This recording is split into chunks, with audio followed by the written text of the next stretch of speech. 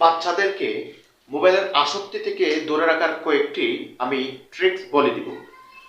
প্রথম যেটা করবেন, আপনার যতগুলো মোবাইলের কাজ আছে সমস্ত কাজ বাসায় প্রবেশের আগেই করে ফেলবেন, যাতে আপনার বাচ্চা কখনো দেখেন না যে আপনি মোবাইলে কাজ করছেন বা আপনার হাতে মোবাইল আছে। দ্বিতীয়ত যা করবেন, বাসায় প্রবেশের পর আপনি নোটিফিকেশন অফ করে আপনি বেডরুমে মোবাইল রাখবেন, কোনো ড্রয়িং রুমে বাচ্চারা সহজে পায় এরকম জায়গায়, অথবা পড়ার টেবিলের উপর কখনো মোবাইল রাখবেন।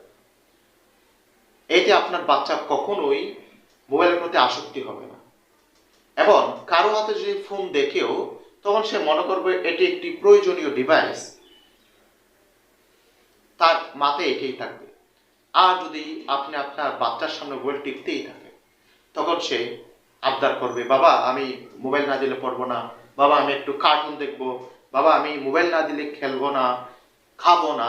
এসব আবদার করতে করতে আপনার বাচ্চাকে আপনি ফোন দিবেন সাময়িকভাবে অস্বস্তি থেকে রক্ষা পাওয়ার জন্য, কিন্তু এটা আপনাকে লং টার্ম আপনাকে অনেক হেজিটেশন ফিল করতে হবে।